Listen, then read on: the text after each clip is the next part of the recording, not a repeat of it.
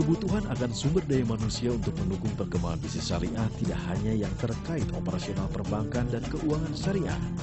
Namun sumber daya yang juga perlu dipersiapkan adalah mereka yang berinteraksi dengan perbankan dan keuangan syariah, baik langsung maupun tidak langsung. Ada semacam kegairahan dari saya melihat teman-teman di perguruan tinggi, terutama pengelola perguruan tinggi, untuk menyediakan program studi kekhususan syariah. Yang kita butuhkan sekarang adalah kerjasama, koordinasi yang lebih intens antara pihak-pihak yang terlibat dalam bisnis syariah. Ada pelaku industri, ada regulator, Bank Indonesia, kita memiliki otoritas jasa keuangan, juga akan membidangi keuangan syariah, ada perguruan tinggi, ada pemerintah.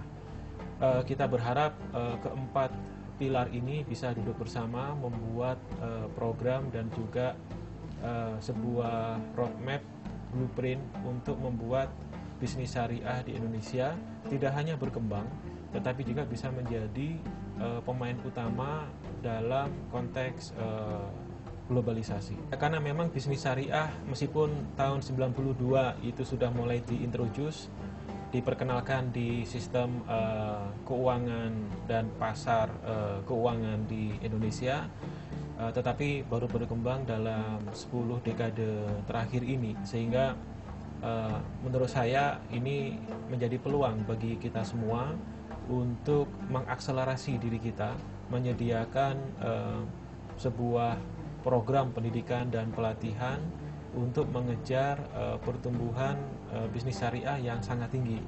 Jadi tugas kita ke depan adalah mengurangi gap antara industri yang tumbuh sangat cepat dengan supply SDM, supply sistem informasi, supply regulasi yang memadai, yang membuat industri ini bisa tumbuhnya berkelanjutan. Saya rasa SDM yang kita butuhkan sekarang, karena industrinya masih dalam tingkat growth, pertumbuhan, SDM yang pertama memahami bisnis syariah, yang kedua SDM yang mampu melakukan kreativitas dan inovasi untuk mengembangkan produk-produk terkait dalam industri jasa keuangan syariah.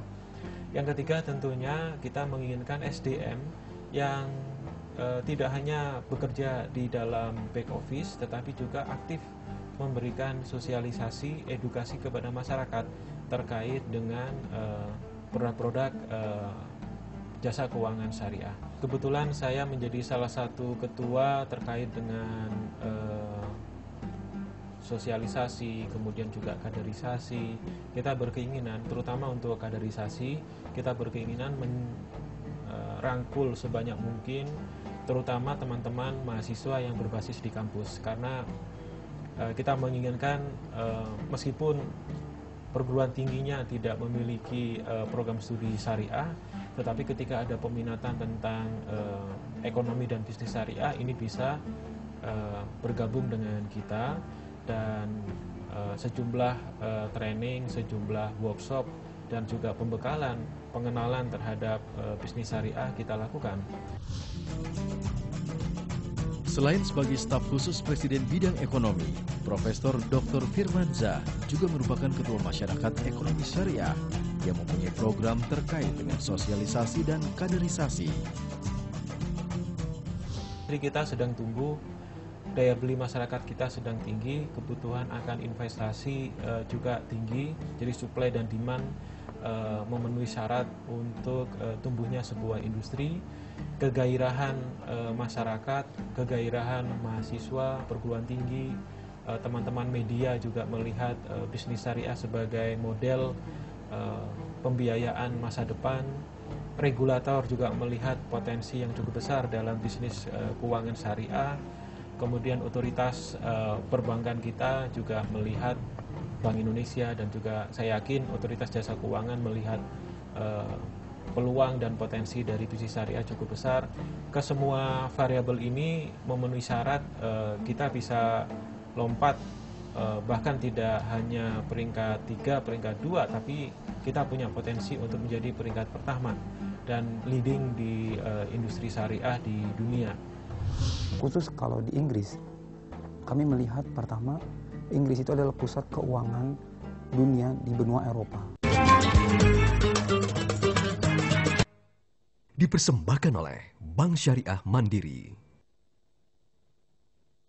Postgraduate program atau S2, S3 di bidang perbankan syariah di dunia itu secara umum ada dua.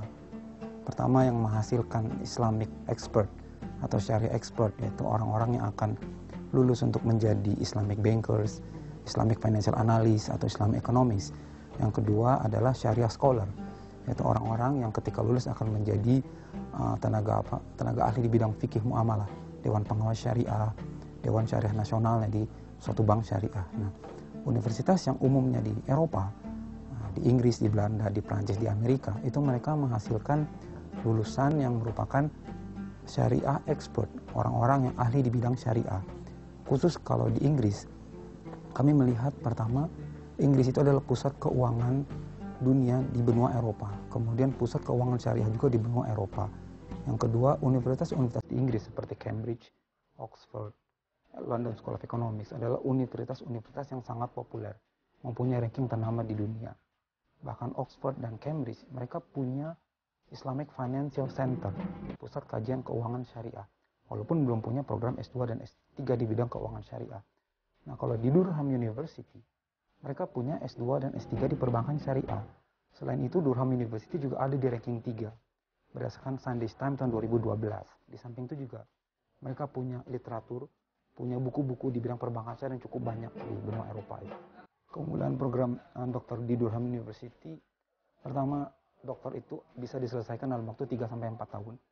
Kemudian dalam waktu itu mereka mengambil, mahasiswa S3 itu mengambil kuliah-kuliah keuangan perbankan konvensional, keuangan perbankan syariah, plus mata kuliah kuantitatif.